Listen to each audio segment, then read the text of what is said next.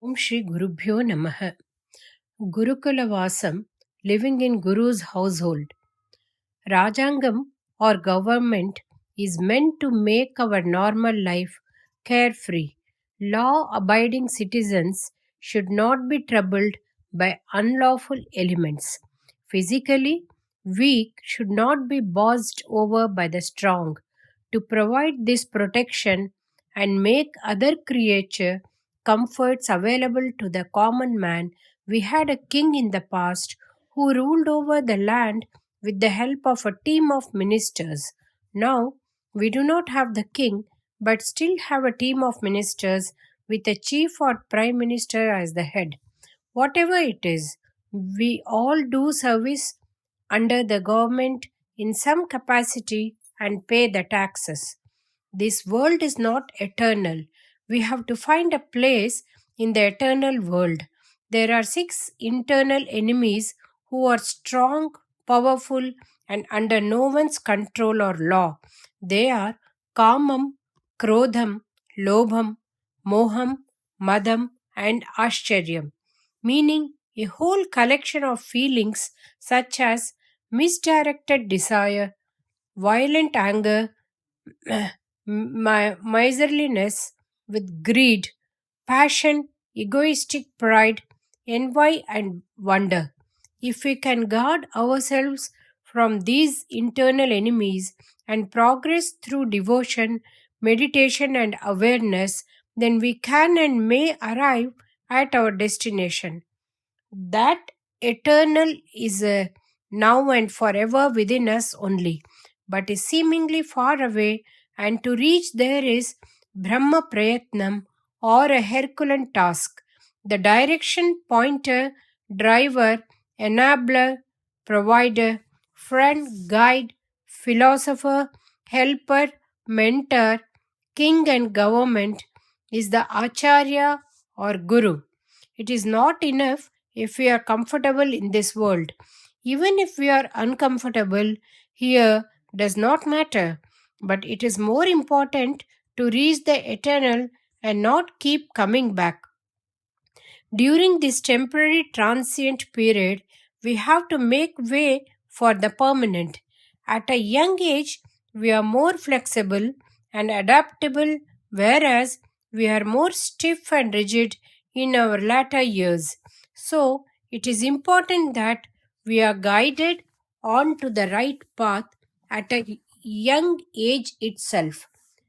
So was created Brahmacharya Ashramam and Gurukula Vasam.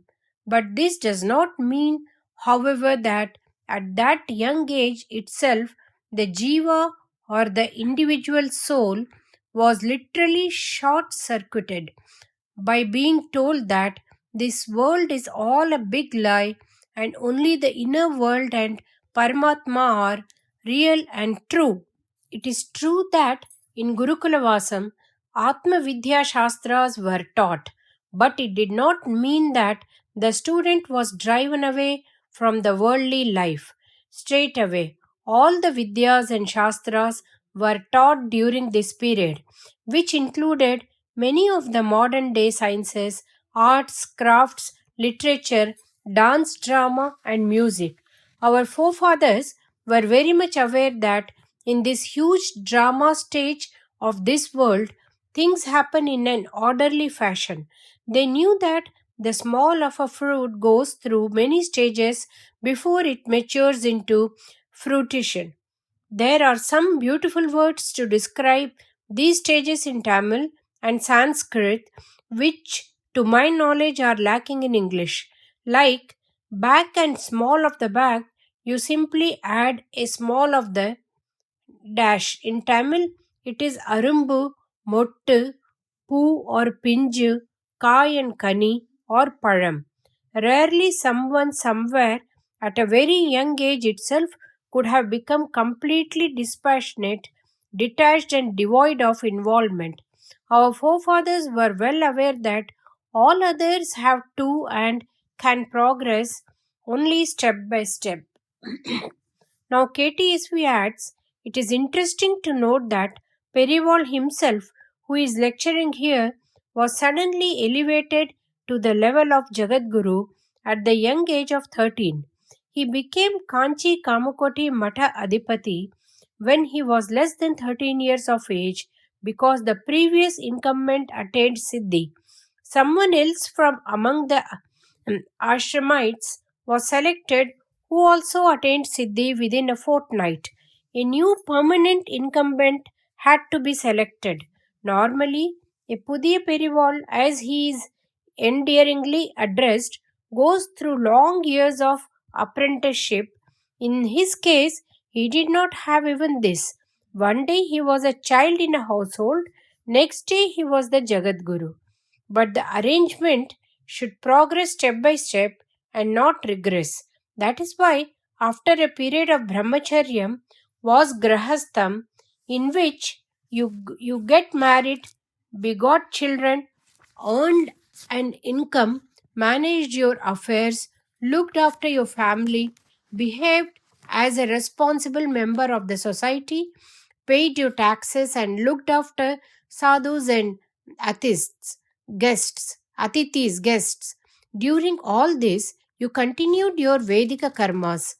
Brahmin did Sandhya Vandanams 3 times a day, Brahma Yagnam, Agnihotram daily, Pitru Tarpanam once a month, and yearly samskaras, visit to temples, and Kshetradana of visiting holy temple towns.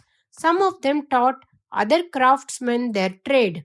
Some of them conducted yaga karmas for others. The Kshatriya and Vaishya did Gayatri mantra chanting and visit to temples and holy places and did their respective jobs in the society. Shudra was required to take the name of God minimum once in the morning and once in the evening and do his duties service in the society. After a period of 3 or 4 decades of Grahastha Asrama was Vanaprastha, in which you left the household duties but continued with Vedika karmas. You lived with your wife but devoid of sex.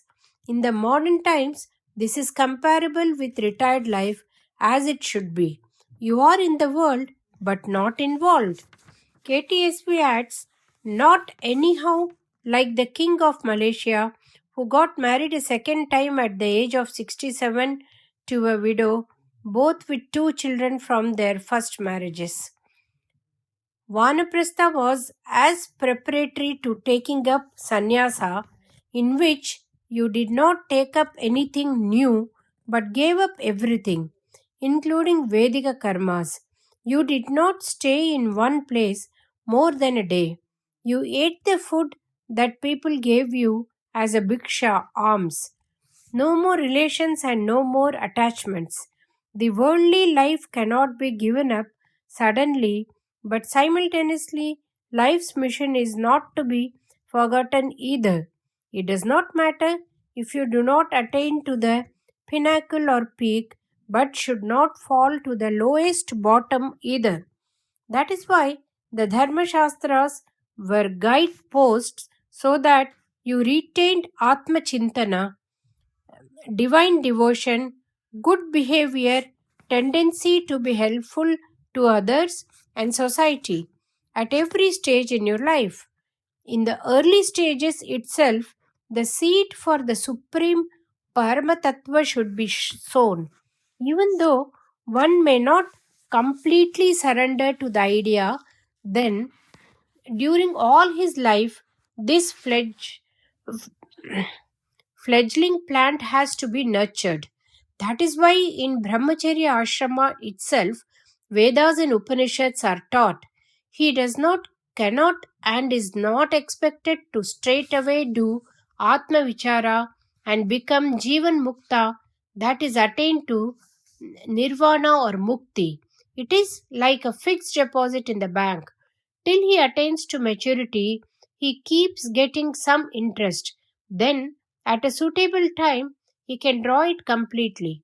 But the deposit should be done early enough, as otherwise, he is quite likely to go astray in the speed and pace of youth. In the over involvement and sensitivity of middle age, and in the weakness incapacity, and inefficiency of old age. As they give you job oriented skills in schools and colleges, it was done in the old days too. But instead of stopping at that, certain amount of adhyatmic, that is, spiritual essentials too were taught. These days, we are only teaching ways and means of earning a living. Nothing about morality, let alone anything spiritual. This was not how it was and how it should be. Neither was human nature ignored and natural development curtailed, nor was he left totally to himself with no control. People talk of sympathy and understanding as a requirement in dealing with the student community. It was with sympathy and understanding of the human requirements at successive stages of development that is, four ashramas were devised and ensured. This is clear in Kalidasa's words. He says, Saisave Abhyasta Vidyanam. It means that learning not only the basics but even expertise should be done very early. KTSV adds, this point is proved beyond doubt by the investigators in what is known as transactional analysis.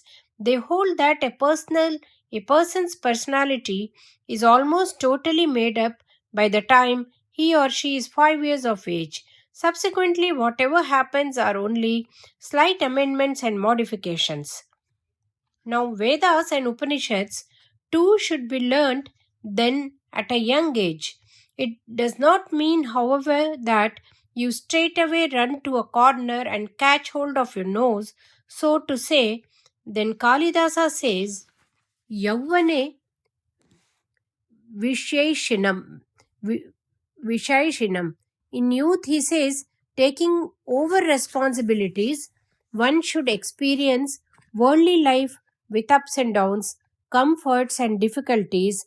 The idea that these ups and downs and comforts and discomforts of life are only part of the unreal will not be understood now. But the self control he exercised in Brahmacharya ashrama and his understanding of the Vedas and Upanishads will stand by him, guarding him from going on a tangent. He will earn a living but not become too greedy about money and possessions. His earlier learning will protect him from crossing the limits of dharma. His karma, anushtana, schedules, yagas, and yagnas will keep him disciplined. If this was about the Brahmin, others were kept in line by the idea that their work is worship, avoiding greed and avarice. It is true that having uh, divinified one's vision, one should see God in everything, everywhere. But it is also true that everyone cannot attain to that vision easily. In the meanwhile, we can at least try to see God in the things He has described as Himself in Bhagavad Gita, chapter 7. He says that He is Iravada among elephants, among snakes, He is Vasuki, among the months he is Mrigasesha, among Pandavas he is Dhananjaya, among Yagas he is Japayagna, and so on. One of the things he says, Dharma Vruddho Bhuteshu Kamosmi, meaning that among people who are immoral, he is lust. Without falling from morality, there are many pleasures of life. Bhartiya, the Tamil poet, says, எத்தனை கோடி இன்பம் வைத்தாய் இறைவா, meaning, O God, how many crores of pleasures you have packed in this life. Coming back to Bhagavad Gita, Krishna says that he is the rightful pleasures of life. Desire is not forbidden in Shastras. God himself says that among morally incorruptible, he is the thrill of life. He is desire, want, longing, love, passion, urge, all rolled into one, kamosmi.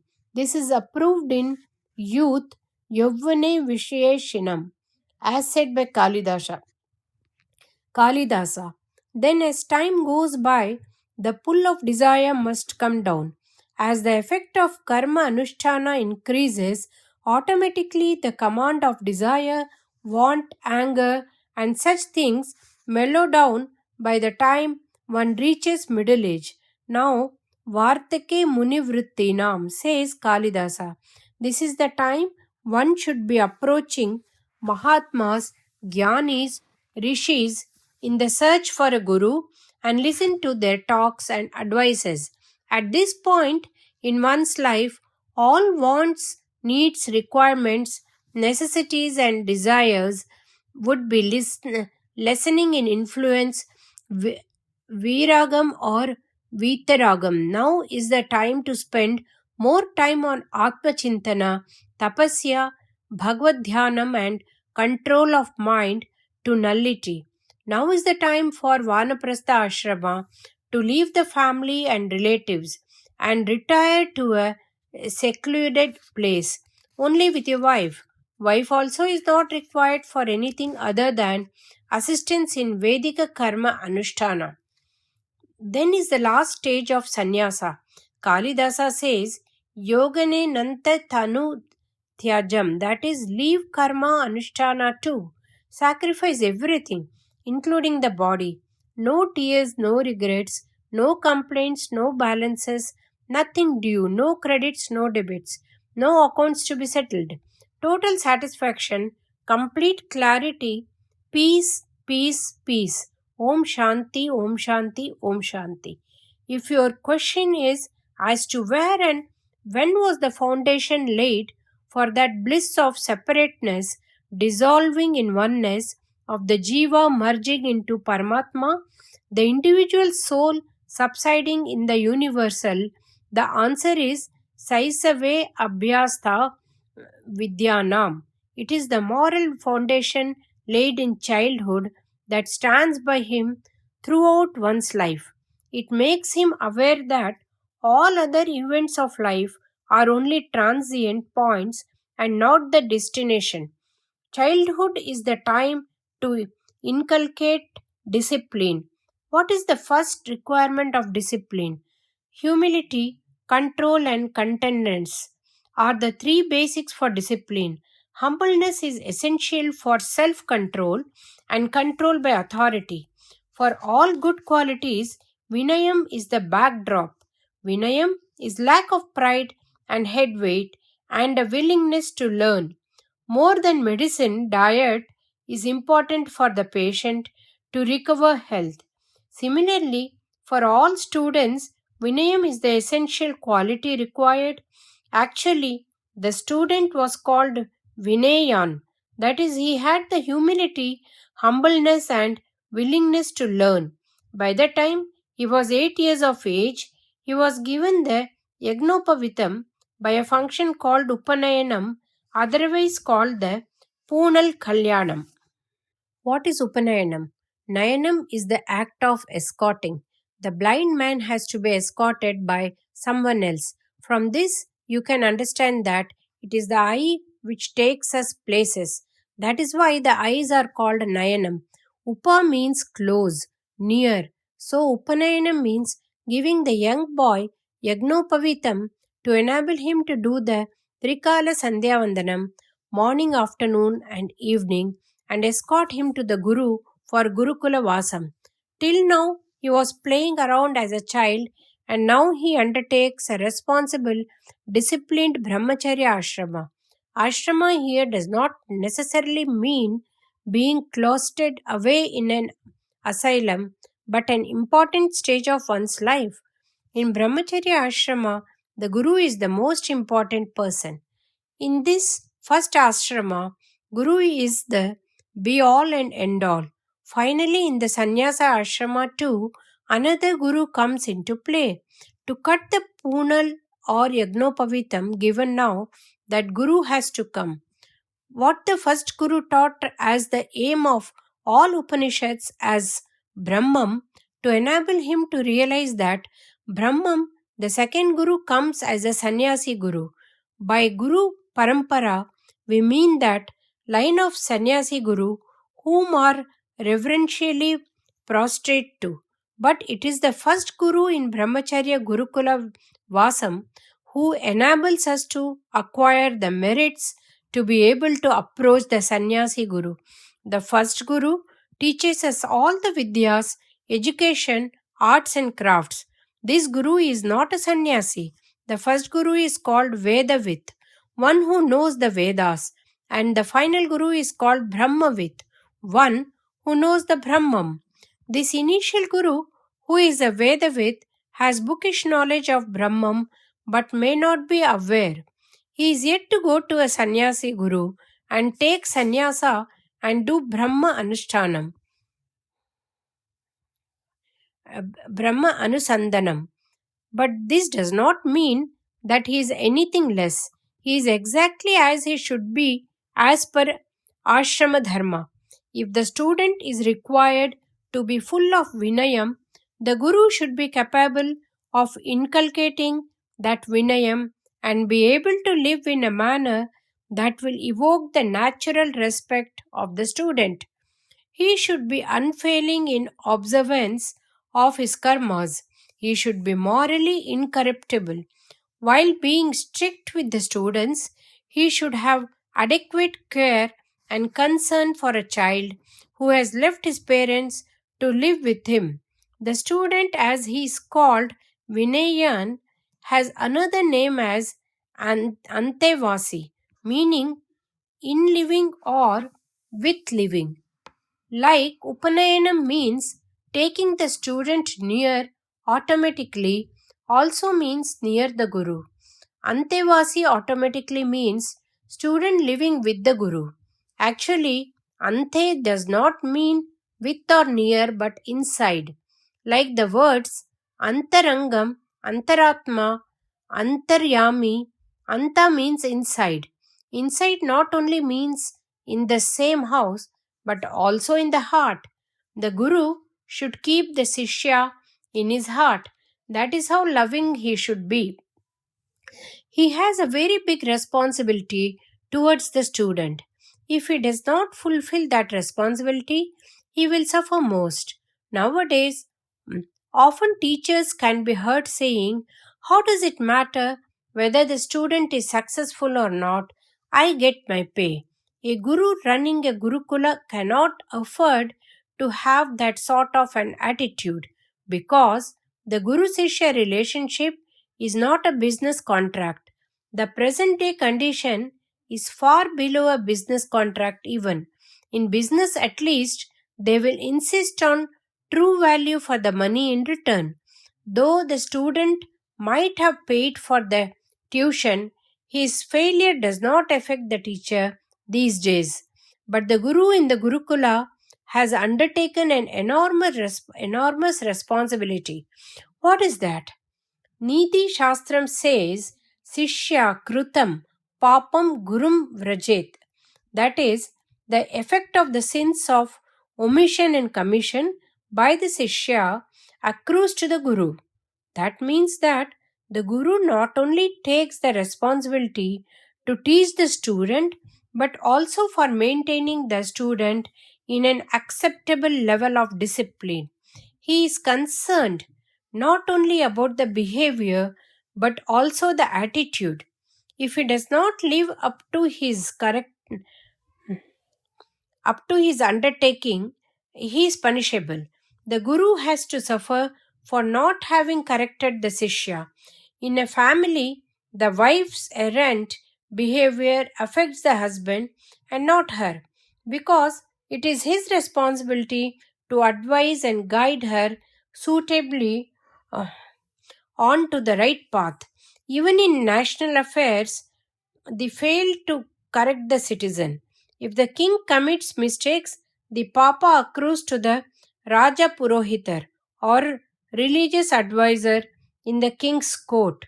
Thus, the Niti Shastra gave a very high responsibility to the Guru, husband, king, and king's Acharya. Rajarashtra Krutam Papam Rajapapam Purohitam Bhartaram Stri Krutam Papam Sishya Papam Gurum Vrajet. However, this does not mean that the husband bossed over the wife. The king ruled with an iron hand, and the guru was a taskmaster with a stick in his hands for administering corporal punishment. They were morally held responsible for their ward's behavior. They had to bear the burden of their wives' citizens' ward sins if they had failed to apply corrections effectively. How was the Guru's behavior in such a condition? When the Guru knew this and was afraid of the accumulation of demerits, Papa, due to the Sishya's faults? He would have kept his own behavior so clean and above board that the student would be motivated by example. In Taittiriya Upanishad, the Guru tells the Sishya, "You follow the good behavior in us. Asmakam sucharitani." It is such a Guru to whom the child should be entrusted early enough. Those days, every father knew Veda Shastras very well. Brahmins used to know the meaning and chanting of Vedas, while others knew the gist and message. But when it came to teaching their own son, they took him to another guru, possibly to avoid spoiling the child because of too much parental liberty and blind love. The child had to learn obedience based on inner respect to the institution of Guru.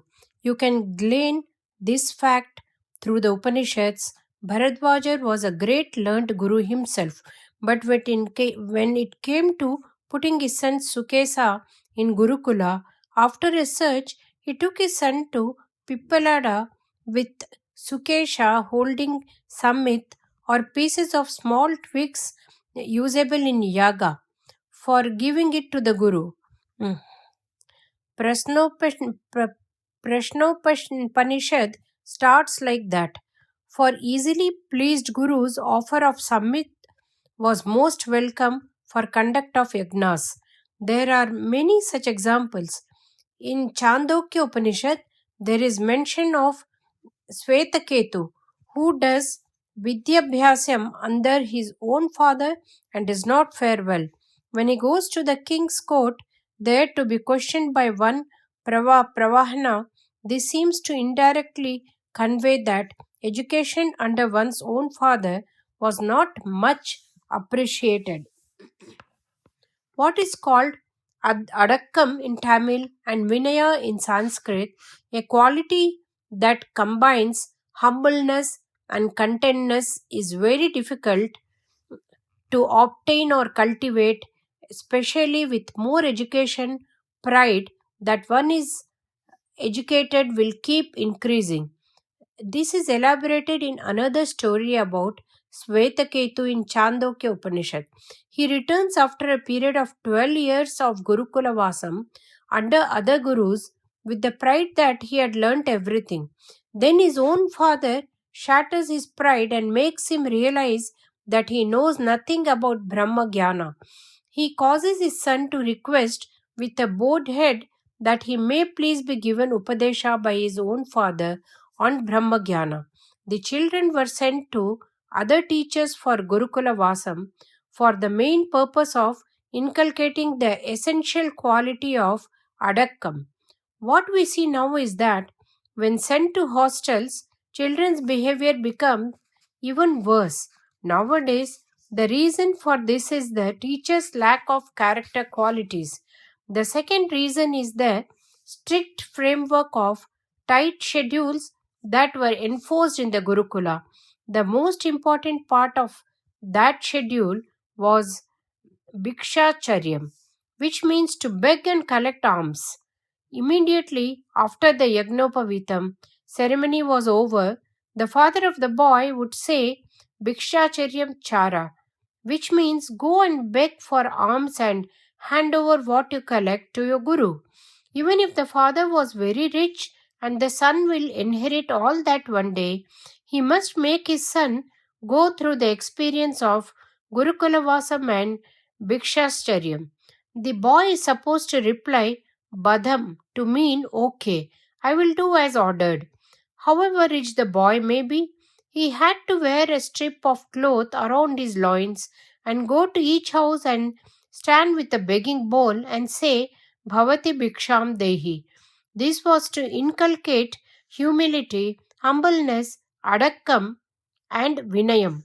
The essence of education will be lost track of it if this adakkam was going to be missing. What he collected by begging was submitted to the Guru. He would ask the Sishya to hand it over to the Guru Patni. The Sishya's daily food was dependent on that. When he eats at home to his heart's content and goes to school or college, the student couldn't care less for the teacher. The attitude would not be so if he had to eat out of the teacher's or his wife's hands. What he brings would be generally more than one man's requirements, but the arrangement ensured that he would get a feeling of dependency on the Gurukula instead of otherwise. There should be no control on the quantity of what a growing brahmachari eats, but he should not avoid certain type of foods that will affect him mentally and physically, unsuitable for an educational environment. Guru Patni would ensure that such inputs are avoided. Today, evidently no such control exists neither at home nor in hostels. Normally, to learn one Veda, including its Brahmana, Karmakanda, Karmakanda and Aranyaka, along with other essential subjects, would take 12 years.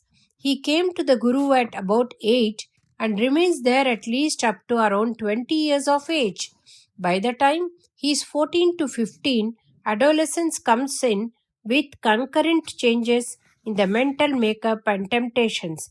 In that most important and most impressionable period of one's life, if you have a kind hearted, likable, knowledgeable, yet firm guru of exemplary character, that very fact enables the student to acquire a command over the senses.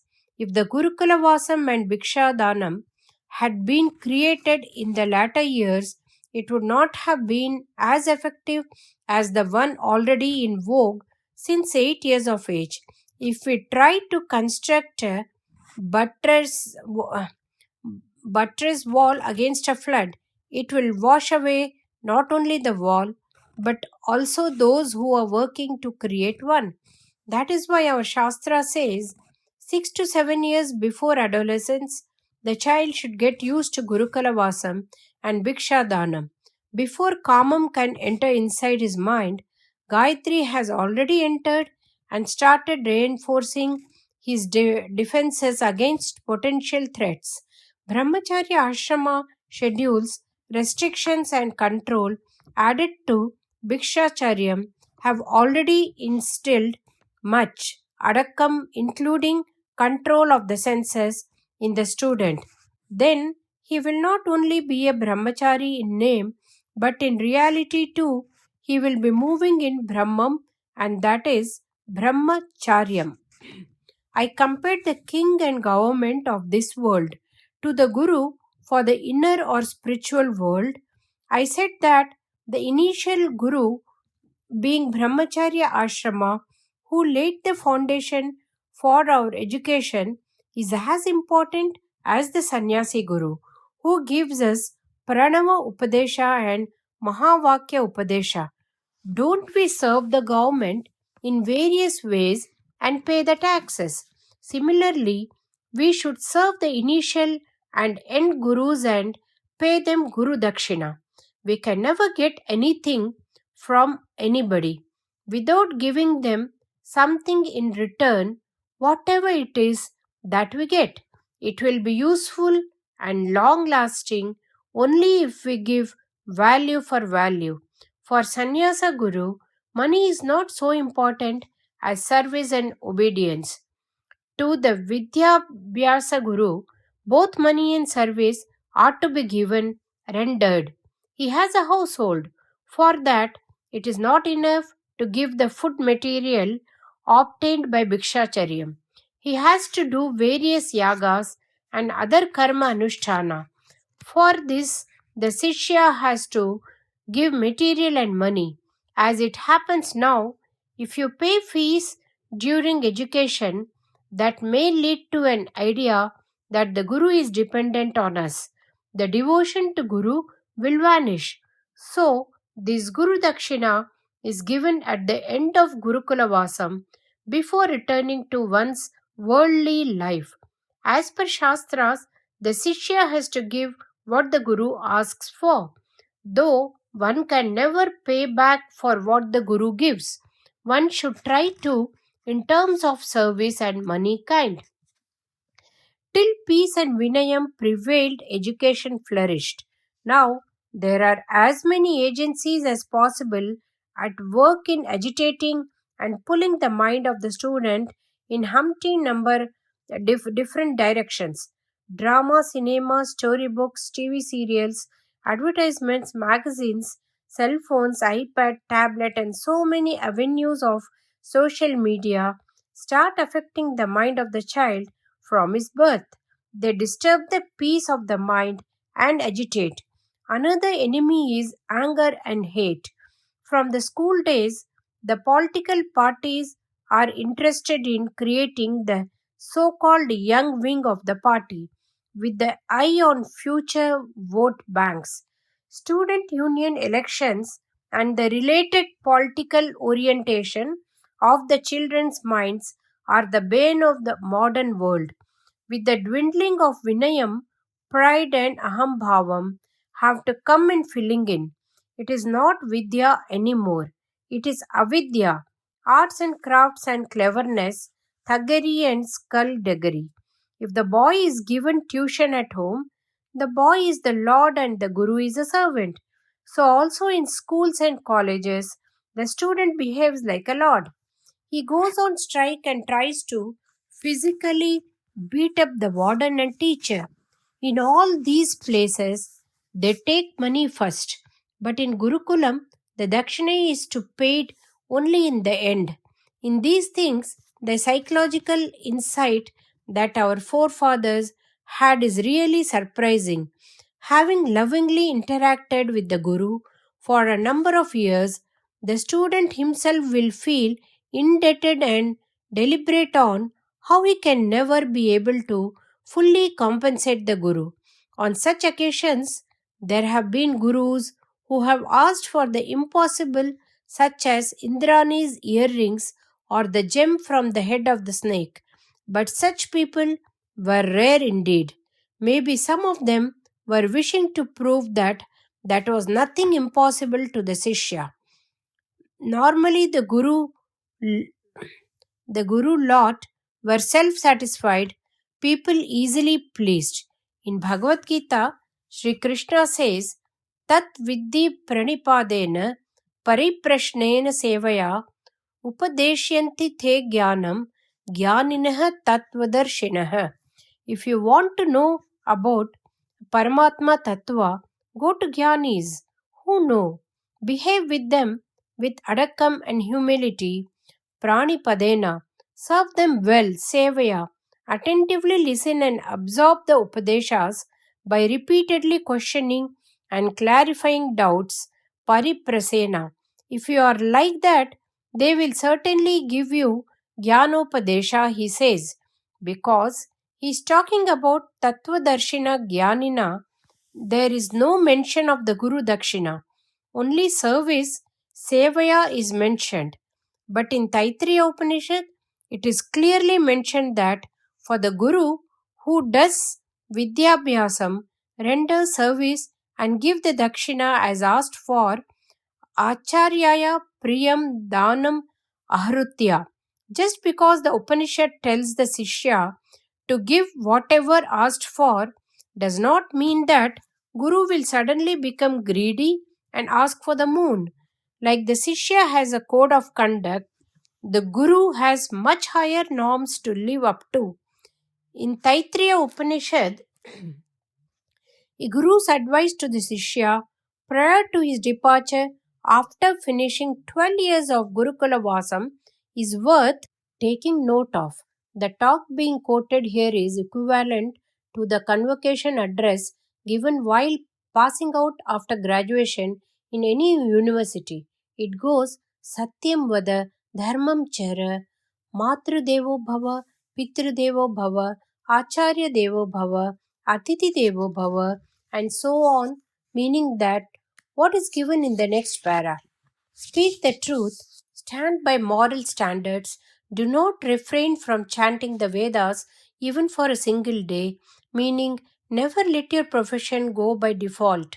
Since Veda Dharma is forever, accept Grihastha Dharma, beget children and spread the Vedas for the future generations.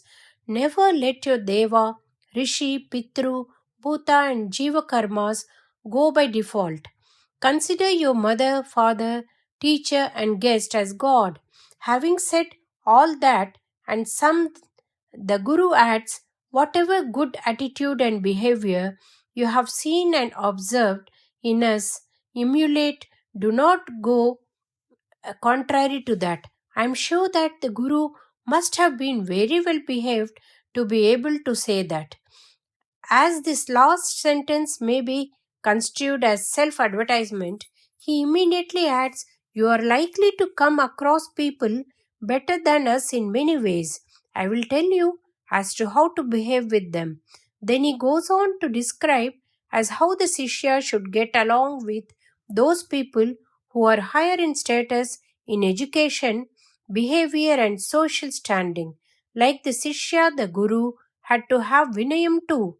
We can see that the Guru who is advising is also speaking from a position of real adakam. As the saying goes, Nirai Kudam Neer Talumbal Nil, meaning that water does not slosh in a pot that is full, and it is the empty vessel that makes more noise. When faced with the quandary as to what is to be done and how, the Guru says, study people carefully, those who do not jump to conclusions but come to a clear conclusion only after a detailed study of the situation are worth emulating. They should be capable of independent thinking and decision. They should not be cruel minded. Instead of being materialistic, they should be morally incorruptible. You should consider such persons as your role model. Follow such people of high moral standards, well knowledgeable in Vedas and its purport. We can easily see that the person advising cannot be a hypocrite and must be a depository of the good qualities. He is enlarging. The Sishya has seen his Guru on various occasions. Now he returns to his household and the Acharya is telling to live up to the high ideals that is expected of him. The love that is likely to develop between the Guru and the Sishya is the life force of Gurukula Vasam. The Sishya's Vinayam, control of the senses, progressive advancement in devotion to God, and his personal refinement of character is all based on this initial capital of devotion to Guru. Even if the Guru was not capable of winning the student's devotion on his own at a young age, when you leave the child in the Guru's household with the instruction to the boy to consider the Guru as equivalent to God, coupled with the Bhikshacharya arrangement, automatically will evoke Guru Bhakti in the student's heart. Such Guru Bhakti would make the student and the society benefit. Contrary to the need for adakam, what we see is adangamai, that is uncontrollable misbehavior. That is why, looking at the most unpleasant direction in which education in this country is moving, I am keen on somehow reviving the Gurukula pattern of education. I wish that every child should go through the experience of Gurukula Vasam at least for 1 year, even if it means the loss of 1 year from the normal curriculum. Let him do Bhikshacharyam and Gurukula Vasam. If I say 12 years, none of you will listen. That is why I am asking for 1 year at least. In the young age, even 1 year of such experience will benefit the child and society immensely. That loss of 1 year will be more than made up by the fact that he will brighten up beyond belief. He will at least get into the habit of early morning bath, doing Sandhya Vandanam 3 times in the morning, forenoon, and evening. Such habits will last a lifetime. Nowadays, don't you send your child on scout camps for 15 days to a month? Like that, for a longer duration of minimum 1 year, make your child undergo Gurukula Vasam and Bhikshacharyam under a worthwhile guru. Through Guru Bhakti, many good habits and discipline will be imbued. We have yet to identify such gurus and parents who are ready to do this social experiment. I am sincerely requesting you all to help run such organizations by first contributing in kind, identify suitable teachers, and put the idea into practice. Basically, the people who are too poor to send their children to school could contribute by sending their children to Gurukula Vasam. We do not have to make a huge infrastructure. Actually, we should avoid making a big organization. I'm not saying that no organization is required, but simply launch such Gurukulas and then periodically review as to how best to help and overcome problems. We should all see as to how best we can help. It is important to get that mindset. More education means more agnosticism, more disbelief, more indiscipline, and lack of control. If the state of affairs is to change, even if only as a model case in an experiment, we have to create Guru Bhakti and make it thrive. Till the last generation, at least in Sangeetam, Gurukula Vasam was in vogue. Now, even that is extinct. So, we have to make a start. We should not be inactive, thinking who will join such experiments and spoil a child's life forever. Small drops make the ocean. For the welfare of humanity, love of God is essential. For that, Guru Bhakti is the essential prelude. Now, KTSV adds, actually, this lecture led to the creation of Shankar Bhakta Savas and Shankar Gurukulams in many cities. I personally know of one running very effectively in Malkajgiri, Secunderabad, where some 100 Brahmachari students are studying, 15 to 30 students becoming Ganapadigal every day, every year. Sharanagati. The most important thing is to surrender. I spoke a lot about the qualifications of the Guru, whether he is the initial Vidya Guru who is a Vedavit or the final Guru who is a Brahmavit with the responsibility to fetch the Jiva to Paramatma. For both excellent behavior and devotion to God are essential. I said that if you get a sannyasa guru who shows the way to inner reality, happens to be someone who never creeps, totally aware, perfectly clean, and an ocean of compassion, then you do not even need God. But I get another thought, if it is humanly possible for everyone to get such excellent role models as gurus, if you are sincerely thirsting for liberation and knowledge, God will send you a guru, say the Shastras. For Manika Vasakar, Ishvara himself came as the guru and gave him Upadesha sitting under the Kurunda tree. Manika Vasakar himself confirms this in many places in his poems. Still, we are doubtful. How are we to be sure that the Guru we go in search of is genuine? If he happens to be a fake, then what are we to do? How do we find out if he is clean or not? Initially, we think that he seems perfect. Later, we get to know differently or we hear some gossip. Then what are we to do? If we are to change the Guru, then what happens if the second Guru is worse or equally bad? What is the surety that we will not be disappointed a second time? This world is not to be trusted. Different people talk differently. Even good people are not inured from being subjected to gossip and innuendo. Those who have become a Sishya to a Guru will find themselves in an embarrassing situation when they hear such information about their own guru. They will be hard put to decide as to whether they should believe it or not.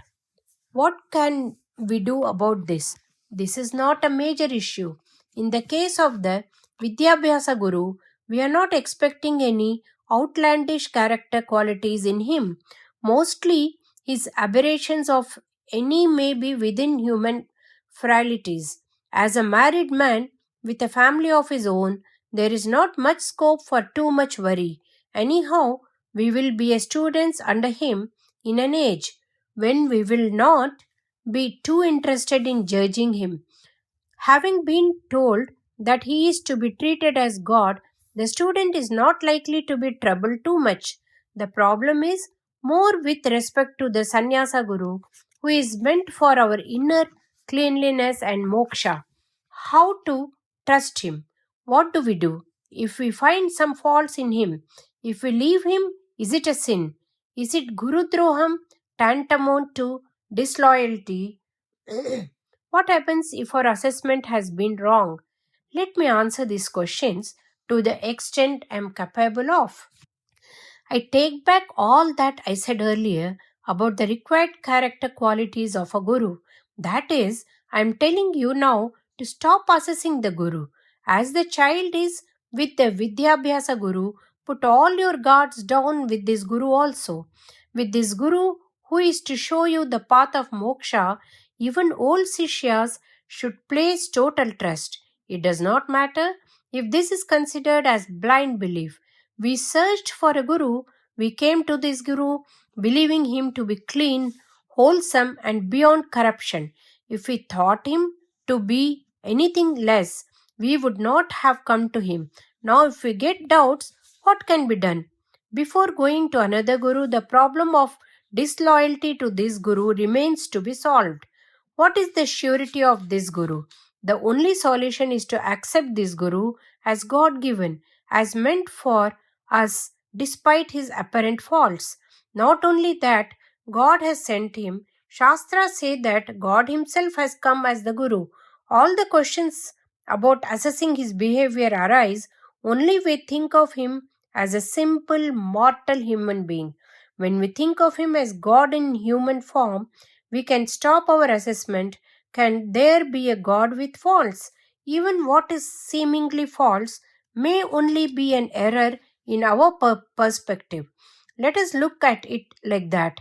Once we think of him as God, the question of going to another does not arise. It looks laughable to think of going to another guru and think of him as God in human form. This is the reason why, once you have opted for someone as your guru, instead of assessing him, we should simply become devoted and serve him. If we do that, then it is God's prerogative to bless us with the necessary understanding and awareness. Whether the guru attains to jnana or not, we can and will attain to. World may laugh at us. Let it. Even if we are to suffer as a result, let it be. Instead of doing profit and loss analysis, instead of calculating name and fame or the loss of it, if we surrender, we are sure to gain the highest advantage of Atma Jnana. As we can learn about what to do, we can also learn as to what not to do from such a guru. In the world, there is no permanent loss or gain. Everything is for the same days only, some days only. So instead of being too calculative with the Guru, we should simply surrender. It is said that Bhumos Kalita Padnam Bhumireva Avalbanam Tvayi Jata Aparadanam Tvameva Alambanam Guru. It means that if we fall from the first floor or a tree, earth will hold us. If we fall by tripping while walking, it is against the earth that will have to hold us. Same way, any error of omission or commission against anybody, we have to go back to the Guru only. We have to search for a Guru as a duty. It is to obtain a steady mind that we approach elders. Once we identify that, the most important thing is to surrender this mind then how does it matter as to whom? Let him be whosoever. To go one step beyond, what is so great about being devoted to someone who is great himself? If you go to a not so seemingly great guru and are able to still your mind and gain maturity, we should take it as God's will to test and thereby refine us. If you put a borewell in the Mahama pond, anyone can bathe there. But uncaring how dirty it is, if you are ready to take a dip with the view that it is holy water, then it means that you have true devotion. All these things are a test for oneself and not others. To go to a famous Mahatma is rather our laziness in testing ourselves for maturity. It is not enough if the Guru is great. Our bhakti also has to be effective. If we go to a temple, will we forego the seeing God because the archagar is not very well dressed? To surrender is our job. Even if the Guru is not so great, if we are firm in our devotion, much benefit accrues. Instead of letting the mind of ours go wherever it goes, if we could only tie it down as we tie down the cattle and surrender, it is enough. Initially, we surrender with the hope that we will be saved. When we remain firm without changing loyalties en route, our aim will be achieved, whether by Guru or God. Om Shri Mahaperiva Sharanam.